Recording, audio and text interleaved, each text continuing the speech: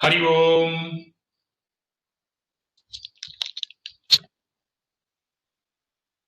Please get ready for the Aditya Hrudayam recitation.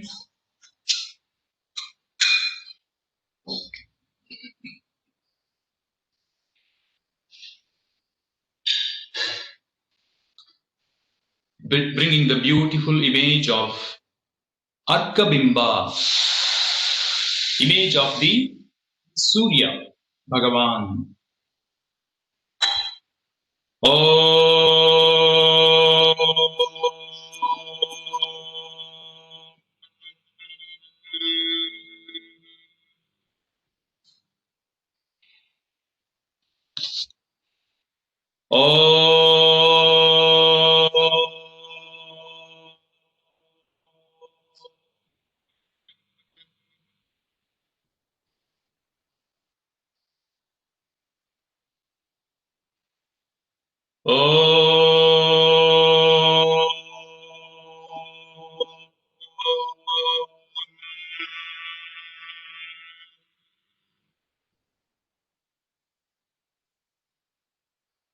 Om Sahana Bhavatu Sahanau Bhunaktu Sahaviryam Karavavahai Tejasvinavadhitamastu Ma Vidvishavahai.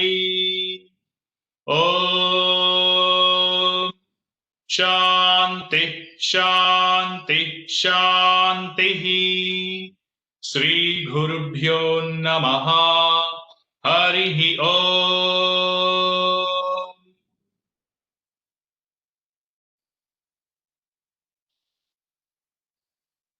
Join the palms.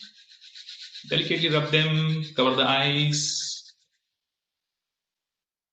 Warm welcome. Hari Om. Matrudevo Bhava.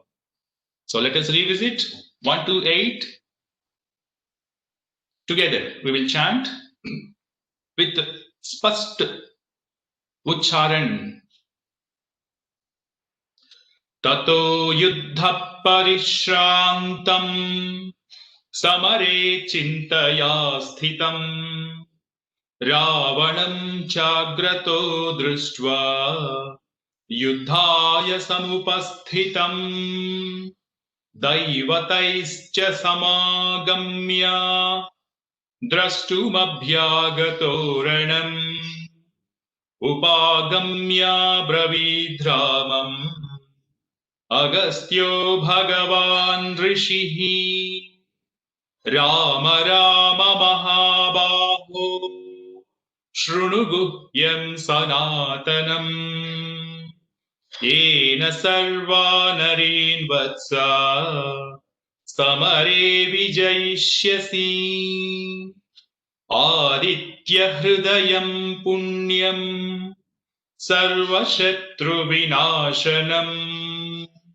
Jayavaham Jape Nityam Akshayam Paramam Shivam Sarvamangalamangelyam Sarvapapapranashanam Chinta Shoka Prashamanam Ayurvardhanamuttamam Rashmimantam Samudyantam Devasura Namaskritam Pujayasva Vivaswantam Bhaskaram Bhuvaneshwaram Sarvadevatmako Hyesha Tejasvi Rashmi Bhavanaha Yesha Devasura Lokan Pati Gabhasthibihi Yesha Brahma cha Vishnuscha Shivaskandah Prajapatihi Mahendro Danadah Kalo Yamassomo Hyapam Patihi. 9th shloka. Lead and follow. Pitaro Vasavasadhya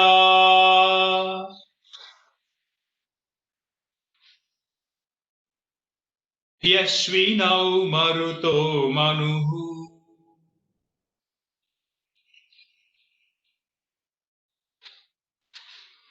Vayurvahni Praja Prana Rutukarta Prabhakaraha.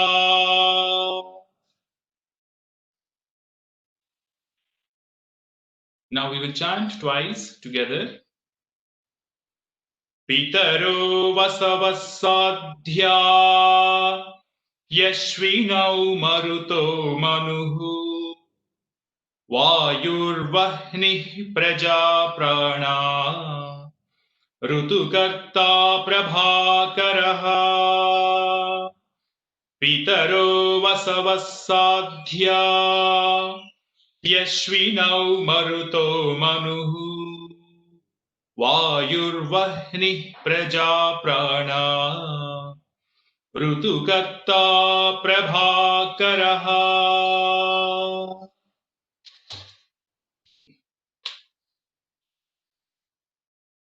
Pitaraha, menace. Vasavaha, the 8 Vasus. Sadhyaha, Sadhyas, he indeed. Ashvinau, the Ashwini Devatas, the 2 Ashwini Devatas. Marutaha, wind gods. Manuhu,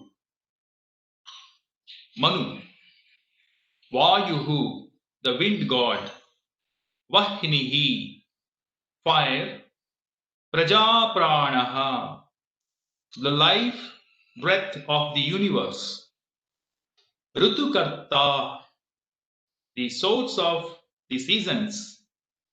Prabhakaraha, the storehouse of light.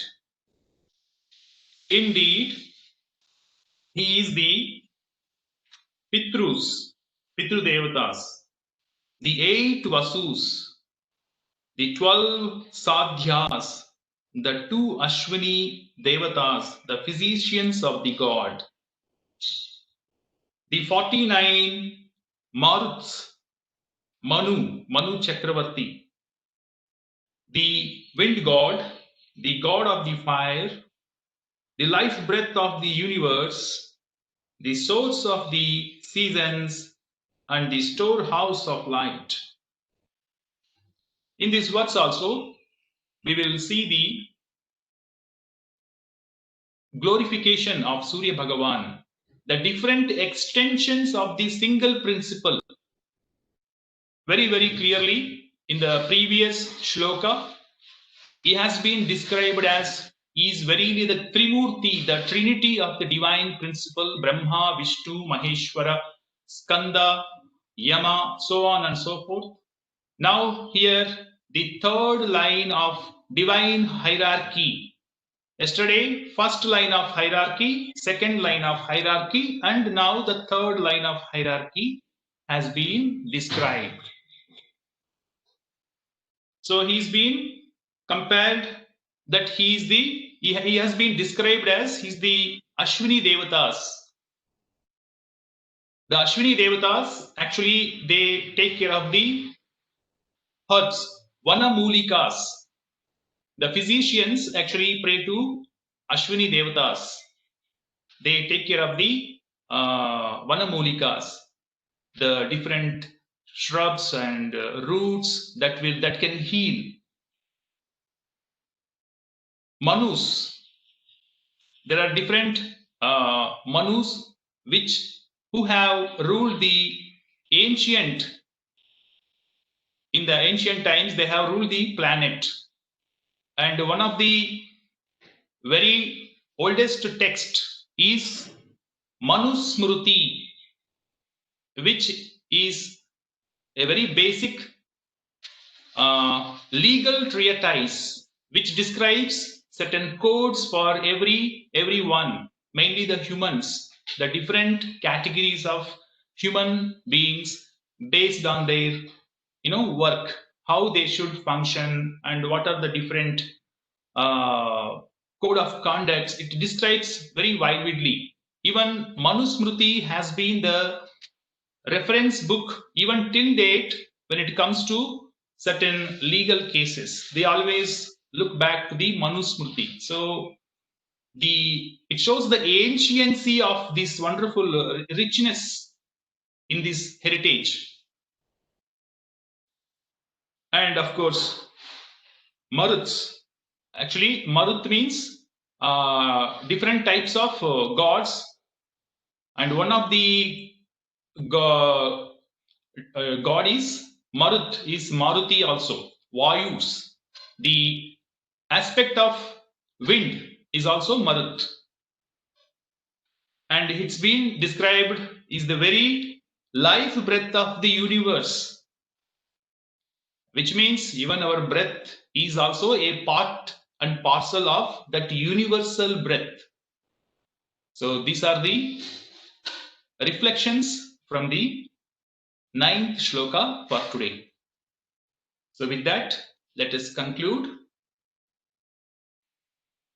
Om